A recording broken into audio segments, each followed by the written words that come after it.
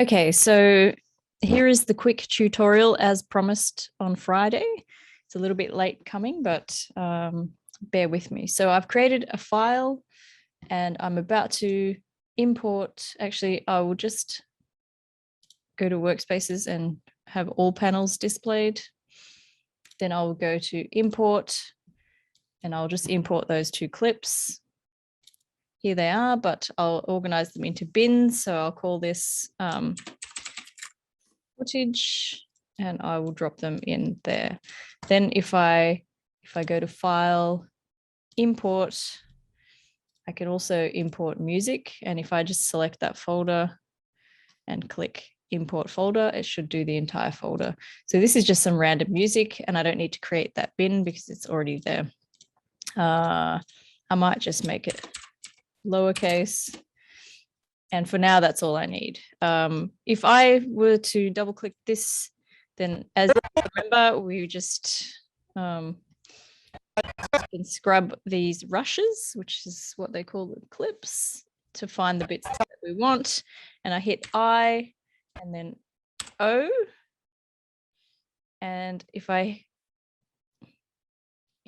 press the full stop, there's no sequence here, so it's not going to work. So that would be the first thing you might discover if you haven't created a sequence. So I can go to new item, I can create a sequence manually and put in all the settings. So NTSC, which is not what I want, or if you just want to make your life easier, you can grab this clip, drag it in and delete the clip, and that will make a clip based on the parameters of that.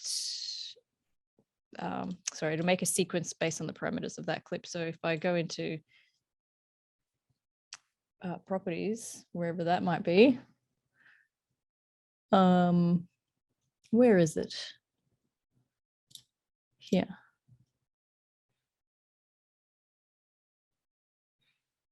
No, I'll just go here.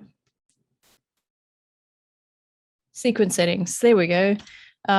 It will tell you what it is, which is 1920 by 1080 square pixel, 25 frames per second, etc. So it's matched the sequence to the clip.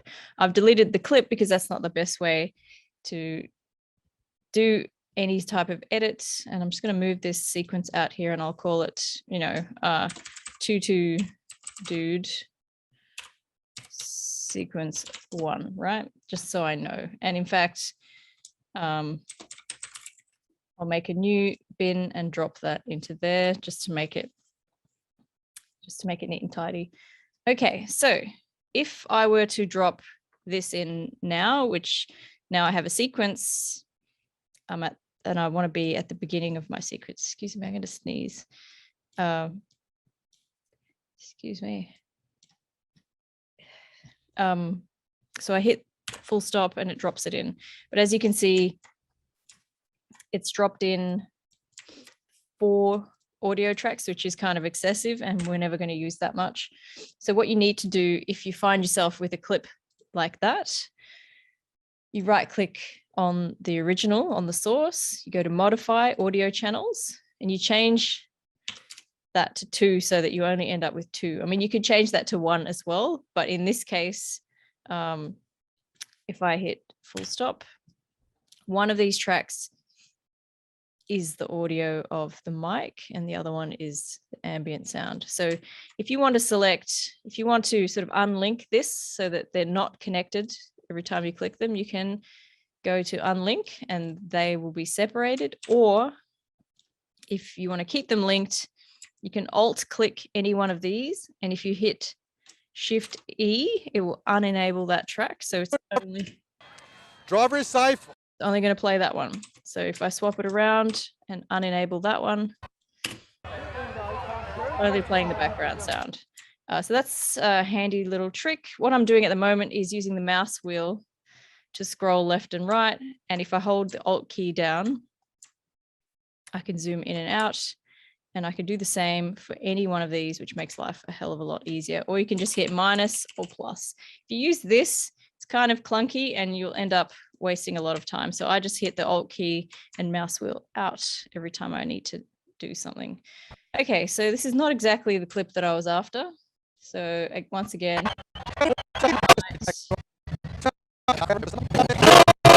yeah, that's a bit loud, but anyway, this might be my input. No, they've got a time on their side.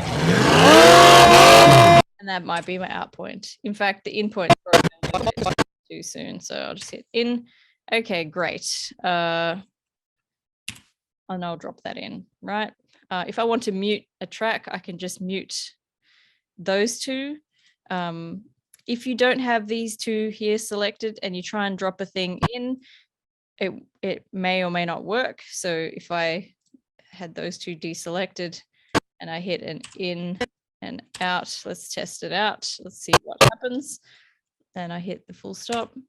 It's only dropping the visual in because these are not activated. So you need to activate the tracks and you'll see that once I've done that, it will drop in. It's kind of handy if you're wanting to, you know, drop in multi-layers of audio, in which case you switch this all off, switch the tracks in that you'd like, and we'll only drop it on the layers that you want. Also, if you need to add more tracks, you can add more. That works in both directions. So you can add audio tracks and visual tracks. So that's great. What else? So if I double click the Tutu guy, okay, great. So in there, and you can also, I'm just going to mute this, right? Because I'm not interested in that audio. So if I set an in and out point on my timeline, what it will do is if I say in and out up here, and then I hit full stop, it's going to try and paste that clip within this in and out point. So that in and out is going to try and get dropped into here, right? So this is still 3-point editing. This is the 4th point though. So you can change the clip speed to fit that fill. You can ignore the in point and it will just sort of feed it back that way. Ignore the out point. So it will drop it there and push it that way. Ignore sequence out point. So I will just choose this one so that it continues beyond that point and see what happens. Great, it's dropped it in. And that's a good way to, yes, like drop a clip in between certain points. You just go in and out. Okay, I'm back. Just kicked my son out. Okay, so where was I? So because this is slow motion, it doesn't come with audio, and I can alt click that and delete that because I simply don't need it. And then this is me alt and rolling the mouse wheel to just enlarge that so I can see what's going on. So what I want to do here is speed ramp this. So I'll right click, show clip keyframes, time remapping. So you can display a whole bunch of different parameters in this section. So I'm going to go to time remapping, and then what I see is this line, which is like the current speed that it's at. And if I would like this to go kind of fast and slow down about here, then what I would do is I would control click along this line, which creates like a keyframe, and push it up vertically. And it tells you 540, 570, 600% speed is what it's traveling at. And then I can go that way. And obviously you can change the smoothness of that. Again, I might just get a bit closer. I'm running out of space. Right. So yeah, that's another tool that you can use. So if I wanted to, you know, cut back and forth, so he's like, he's going to fall over, he's spun around. And then I go back to the car footage by double clicking, and I go back.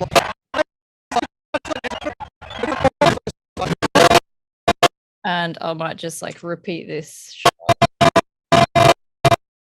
In, out, right? And where my playhead is, that will just overwrite, or it should. Ignore sequence Ignore source in point. Okay. Yes, so that's pasted it in where I wanted it, I think. No, it didn't. Anyhow, if you get rid of the in-out points in here, which I need to figure out how to clear the in-out points. I always forget how. I think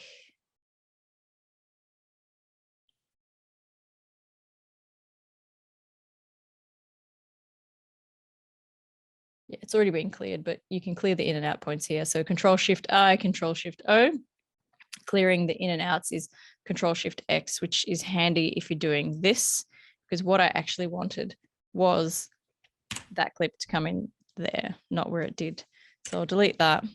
So Control-Shift, what was it? Where was it? I think it was Control-Shift-X, right? So you find it up there.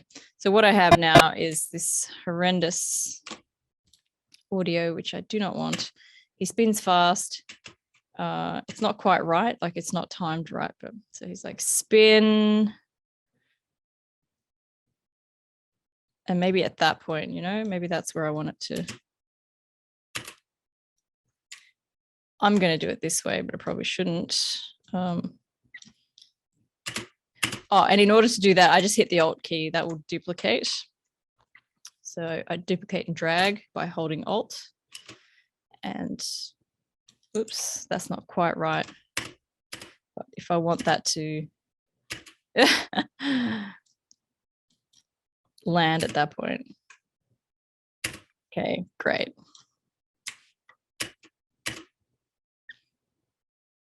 Excellent. I mean, it's kind of boring, but that's how it goes. Right, so I have my music. I probably should have dropped this down first. It tends to be a way to work it in.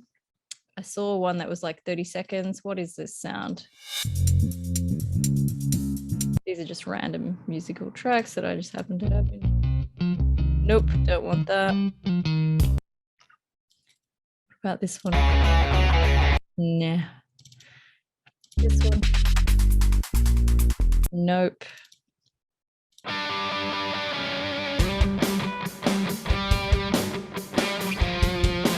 I don't mind that.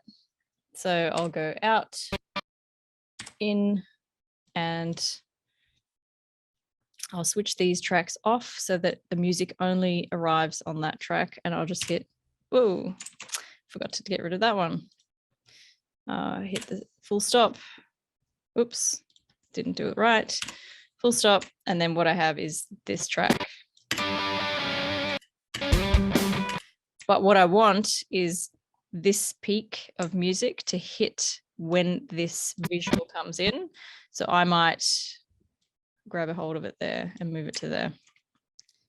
Stretch that out. And if I hit Control-Shift and click on an edge and then hit Control-Shift-D, it will place a constant power, which you can also do on the visuals. No, I can't. It's just for the music, sorry. So that will ease that sound in. And then as the next beat comes in, sorry, I have to hum along with it. So I might want to cut that on that beat, or maybe take out one of those beats. It just gives it a sort of a tempo. And then at the same time, I might also want this music to, you know, have an ending. So I'll say in, out, and I'll just place it here. And it's not quite going to work out, but I can see there's a peak right here. Also, you can hit the tilde key, and that will make that full screen so that you don't have to wrestle with the actual monitor being tiny. But I can see that this is like a repeating beat, so I might be able to just bring it back to that peak. And if I hit Control-Shift and blend that, hopefully it'll blend between that. Not quite. It's a little bit extreme. What if I have it? This is, yeah, cool. That can be the ending. So you kind of just slice up your audio and blend and hope for the best if you get it on the right beat. It's a little bit off. So if I hit the tilde key again, then I'm back there. And you can do the same with everything. If you want to see a full screen version of it, you just hit the tilde key, and that's the wavy line one just under the escape key. So what I have now is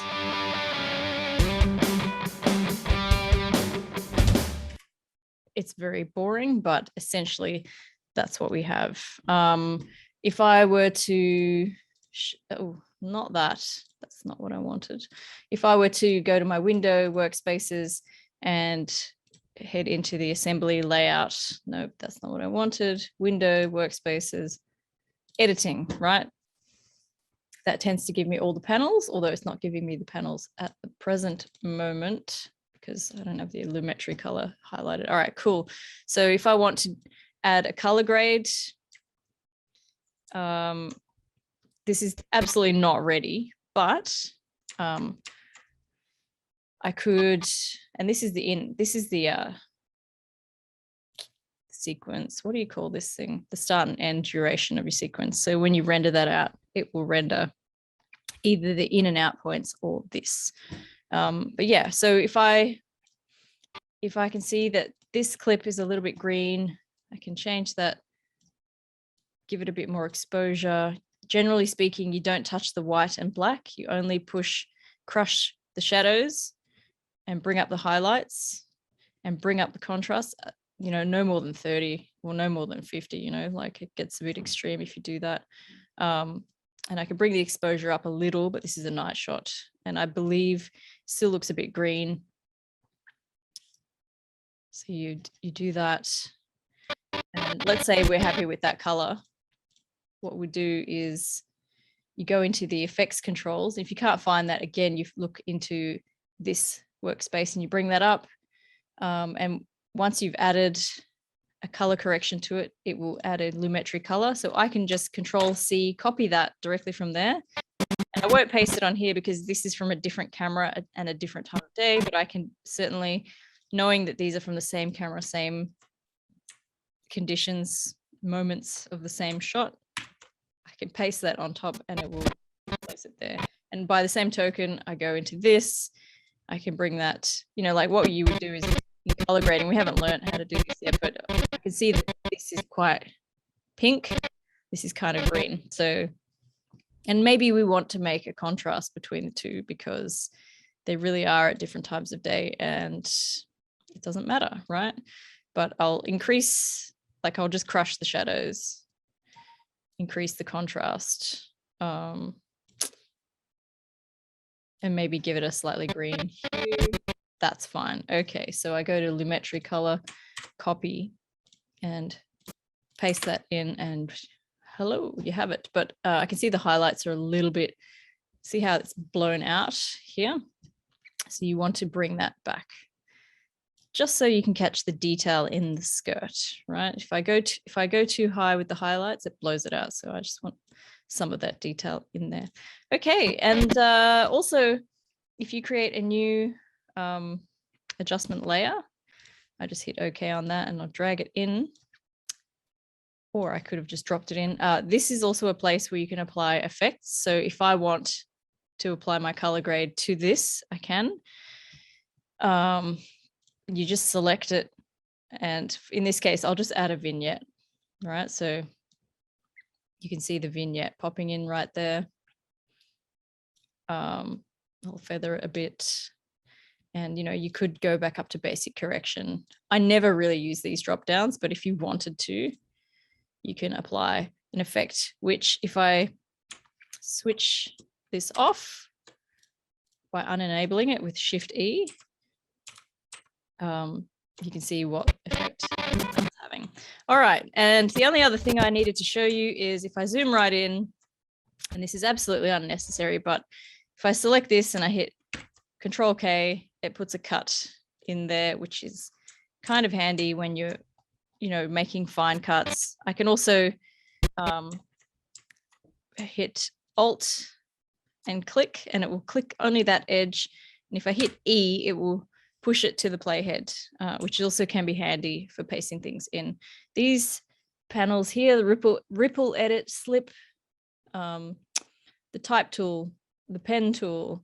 Some of these things, you can add masks and you can kind of layer your clips, but that's probably something for another lesson, as this one's probably going a bit long for a quick edit. But certainly, like, you can use the visuals as a cue. And we're repeating that, so it's kind of a repeat, like a we're repeating time. And if you wanted to add something to here, you can write Tutu dude, right? And I would go to window. Okay.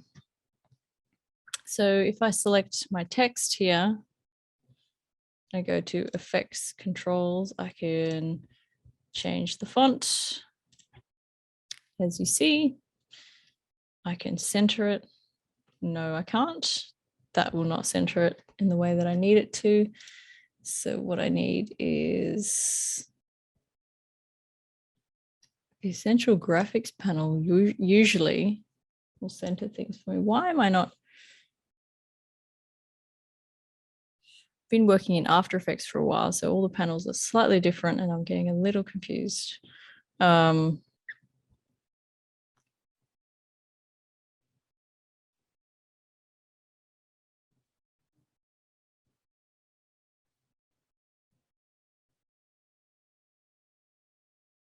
I can't find it. However, if you use the selection arrow and select your text, here it is. Beautiful. So you can align your text to the center and the sentence. You don't have to place it manually. And you can add fill or stroke, or add a shadow if you need a little bit more definition to that. And you can also, and this will be the last thing before I close this out. And I'm just dragging this, to, I can, when that comes in, I might want my text to come in. So this line here, this little gray line, it's displaying the opacity because I have it set to opacity, right? So if I reduce this down, that becomes semi-opaque. So what I want, if I hit Control and click on that line, it creates keyframes. So what I could do is have that come in with that peak in the audio, and I could have it just switch off, or I could have it slowly fade out, depending on what you want to do with it. You can also change the curvature of that. And that is kind of the first lot of tools that you'll need to create a sequence and to cut a basic edit. And the things to think about are the music, and I probably should have dropped the music down first on a simple edit like this. And definitely to try and practice, for those of you who already edit, try and practice 3-point editing so that it kind of becomes a habit, because it does make things a lot more efficient. Depending on the type of edit you do, sometimes documentary edits that are really complicated still work well if you're dragging things around. But that is all from me. Hope that was something that you can use. Thanks. Bye.